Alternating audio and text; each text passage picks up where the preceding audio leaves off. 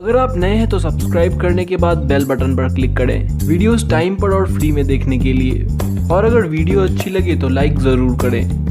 दोस्तों, अगर आज से सिर्फ 5 साल पहले अगर कोई कहता कि सऊदी अरब में कभी म्यूजिक कॉन्सर्ट्स, फैशन शोज, रेव पार्टीज और फार्मूला 1 रेसिंग इवेंट्स होंगे और लड़के लड़कियां आपस में घुल मिल सकेंगे, तो इसे एक मजाक की तरह देखा जाता। मगर पिछले 5 सालों में सऊदी अरब के कानूनों और समाज में हुए बदलाव किसी के भी होश उड़ा सकते हैं। इस्लाम के नबी प्रॉफिट मोहम्मद का जन्म सऊदी अरब के मक्का में हुआ था और इस्लाम के 2 सबसे पवित्र शहर मक्का और मदीना, यह दोनों ही सऊदी अरब में मौजूद है। सऊदी समाज देश की स्थापना के समय से ही सख्त तौर से इस्लाम के वहाबी सलाफी विचारधारा का पालन करते आ रहा है। जहां भारत, तुर्की और इराक में बसे इस्लाम के हनफी विचारधारा को सबसे उदार माना जाता है, वहीं सऊदी अरब के वहाबी विचारधारा को इस्लाम के सबसे कट्टर पंथों में से गिना जाता है। वहाबी शब्द उन लोगों के लिए इस्तेमाल किया जाता है जो कि 8वीं सदी के एक इमाम मोहम्मद बिन अब्दुल वहाब की शिक्षा का पालन करते हैं। अब्दुल वहाब ने अल सऊद राजवंश के शासन पाने का समर्थन किया था, जिसके बदले अल सऊद राजवंश ने शासन पाने के बाद इनकी शिक्षा और विचारधारा को पूरे सऊदी अरब में लागू कर दिया, जिसके तहत आज से सिर्फ 5 साल पहले तक सऊदी अरब में महिलाएं अकेले घर से बाहर बिना अपने मेल गार्डियन से पूछ कर नहीं जा सकती थीं। इसके अलावा भी देश की धार्मिक पुलिस के पास बहुत ज्यादा ताकत थी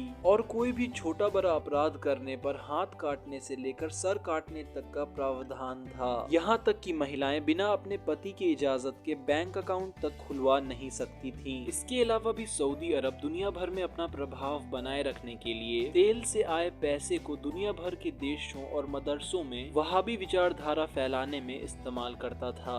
और साल 1980 के दौरान अफगानिस्तान में मुजाहिदीन को खड़ा करना हो या फिर दक्षिण एशियाई देशों में कट्टरपंथ फैलाना हो, इन सब में सऊदी अरब सरकार की एक अहम भूमिका मौजूद थी। मगर अब सऊदी अरब इन सब को पीछे छोड़कर खुद को मॉडर्नाइज और लिबरलाइज करने में जुटा है। और इसका कारण अगर देखा जाए तो दुनिया भर के देश ऊर्जा के लिए तेल पर अपनी निर्भरता खत्म कर रहे हैं। यहाँ तक कि अमेरिका जैसे देश जो कि खुद इतना तेल उत्पादन करने के बावजूद भी दूसरे देशों से तेल आयात करते थे, वह भी अब ग्रीन एनर्जी और इलेक्ट्रिक व्हीकल्स की तरफ बढ़ रहे हैं। इसी बीच सऊदी अरब जो कि तेल के सिवा लगभग कुछ भी निर्यात नहीं करता है और खाने से लेकर पीने का पानी तक अन्य देशों से आयात करता है, और जहां की आबादी इतनी तेजी से बढ़ रही है, अगर पैसे के लिए खुद की निर्भरता तेल से खत्म नहीं करेगा तो आने वाला भविष्य सऊदी अरब के लिए अंधकार से भरा हो सकता है, क्योंकि बिना तेल के अंतर्राष्ट्रीय मंच पर सऊदी अरब का कोई भी महत्व नहीं रहेगा। इससे बचने के लिए साल 2010 में सऊदी सरकार ने देश में एक सामाजिक और आर्थिक बदलाव योजना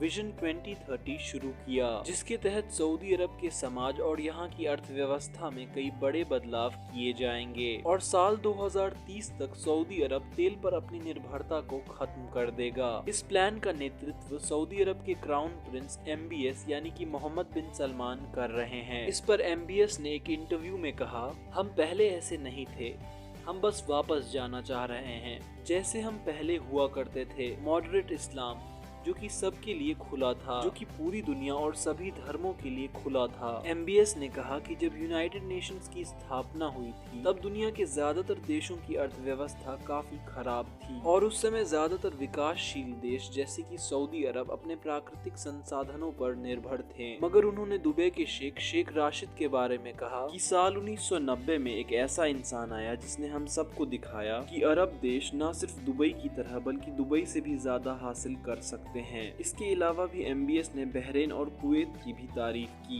MBS ने कहा कि उन्हें लगता है कि अगला यूरोप मध्य पूर्व बनेगा और दुनिया का दूसरा रेनेसांस गल्फ में होगा। ब्लूमबर्ग को दिए एक इंटरव्यू में MBS ने कहा कि महिलाएं सऊदी समाज का आधा हिस्सा बनाती हैं और वह चाहते हैं कि महिलाएं पुरुषों की तरह वर्क फोर्स में हिस्सा लें और कुल उत्पादन में भी आधा योगदान दें। एक रिपोर्ट के मुताबिक साल 2017 तक ही 19% महिलाएं सऊदी वर्क वर्कफोर्स का हिस्सा थी, जो कि साल 2020 तक अब 33% हो चुका है। और जहां पहले सऊदी अरब के मेल गार्डियनशिप लॉ के तहत महिलाएं अपनी जिंदगी के बहुत से फैसले बिना एक मेल गार्डियन की इजाजत के बिना नहीं ले पाती थीं, जैसे महिलाएं बिना किसी पुरुष की इजाजत के घर से बाहर नहीं जा सकती थीं। घर से बाहर महिलाओं के साथ परिवार का एक पुरुष होना जरूरी था।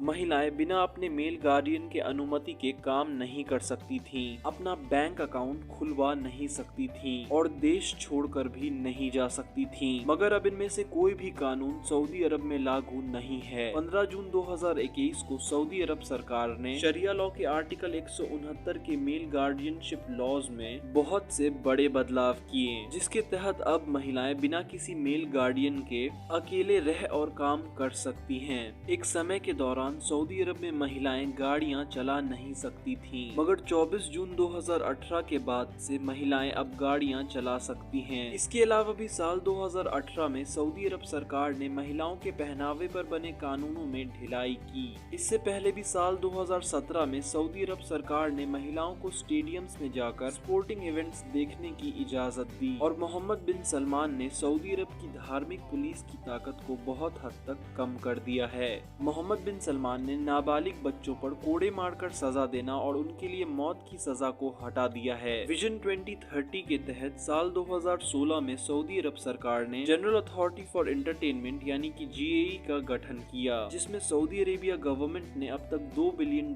इन्वेस्ट किए हैं। सऊदी अरब ने 27 जनवरी 2018 को सऊदी अरब में मूवी थिएटर्स और सिनेमास पर लगे बैन को हटा दिया। सऊदी अरब के ग्रैंड मुफ्ती अब्दुल अजीज बिन अब्दुल्ला अल शेख ने इसे सऊदी अरब में नैतिकता का पतन कहा था। यह अनुमान लगाया जा रहा है कि सऊदी अरब साल 2030 तक कुल 300 मूवी थिएटर्स 2000 से ज्यादा स्क्रीन्स के साथ खोलेगा और यह माना जा रहा है कि सिर्फ सिनेमा इंडस्ट्री ही अकेले देश की अर्थव्यवस्था में $20 बिलियन का योगदान देगी और लगभग 30,000 से ज्यादा परमानेंट जॉब्स क्रिएट करेगी। सऊदी अरब साल 2016 से अब तक कई फिल्म फेस्टिवल्स, म्यूजिक कॉन्सर्ट्स, रेव पार्टीज, रेसिंग इवेंट्स और फैशन शोज होस्ट कर चुका है। इसके अलावा भी सऊदी अरब सरकार कई कैफेज, बीच और रेस्टोरेंट्स में जेंडर इंटरमिक्सिंग को बढ़ावा देने की कोशिश कर रही है। साल 2021 से पहले तक नमाज के समय अजान के बाद पूरे देश में मौजूद सभी दुकानों और ऑफिसेस को 30 मिनट तक बंद करना अनिवार्य था, मगर साल 2021 के बाद से दुकानों को बंद करना अनिवार्य नहीं है। विजन 2030 के अंदर सऊदी अरब सरकार उन पुराने स्कूल बुक्स में बदलाव कर रही है जो कि वह लोग जो मुस्लिम नहीं हैं उनके बारे में बुरा भला कहती हैं। यहाँ तक कि सऊदी अरेबियन स्कूल्स के कुछ टेक्स्ट बुक्स नॉन मुस्लिम्स पर हो रहे वायलेंस को जस्टिफाई करते थे। इनके बदले स्कूल बुक्स में अब बच्चों को दूसरे धर्म के लोगों के साथ मिलजुल कर रहने के बारे में सिखाया जा रहा है। यहाँ तक कि सऊदी अरेबिया के मशहूर टीवी ड्रामा हरून के एक एपिसोड में एक मुस्लिम परिवार को यहूदी और क्रिश्चियन पड़ोसियों के साथ मिलजुल कर रहते हुए दिखाया गया।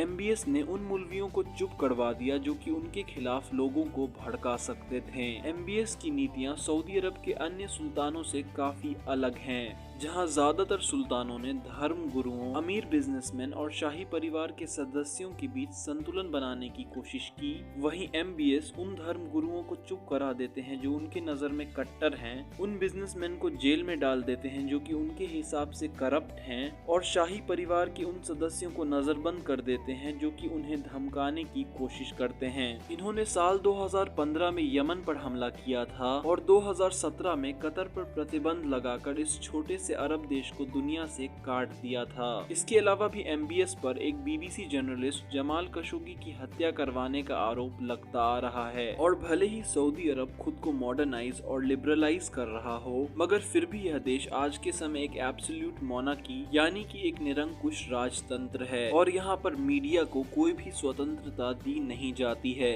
इसके अलावा भी MBS पर कई बार बड़े मानवाधिकार के हनन करने के आरोप लग चुके हैं। साल 2021 2021 में सऊदी सरकार ने भारत के मशहूर तबलीगी जमात के सऊदी अरब में आने पर बैन लगा दिया और सऊदी अरब की मिनिस्ट्री ऑफ इस्लामिक अफेयर्स ने तबलीगी जमात के कट्टर विचारधारा फैलाने को इसका कारण बताया। आज के समय सऊदी अरब की 60% आबादी 30 साल से कम की है और यहाँ की युवा आबादी MBS की नीतियों का काफी समर्थन करती है। सऊदी अरब सरकार सालाना 70,000 स्टूडेंट्स को अमेरिका पढ़ने भेजती है और इन बच्चों की पढ़ाई का खर्च खुद उठाती है और इनमें से ज्यादातर लोग वापस आने के बाद भी अमेरिका जैसी जिंदगी गुजारना चाहते हैं। बीते साल 2022 के अक्टूबर में सऊदी अरब के लोगों ने Irish American festival Halloween celebrate किया था और बहुत से लोगों के लिए यह बदलाव किसी सपने से कम नहीं है। तो आपको हमारी ये वीडियो कैसी लगी? अगर अच्छी लगी तो लाइक, शेयर और सब्सक्राइब करना ना भूलें। तो फिर मिलेंगे एक नई वीडियो के साथ, तब तक के लिए नमस्कार।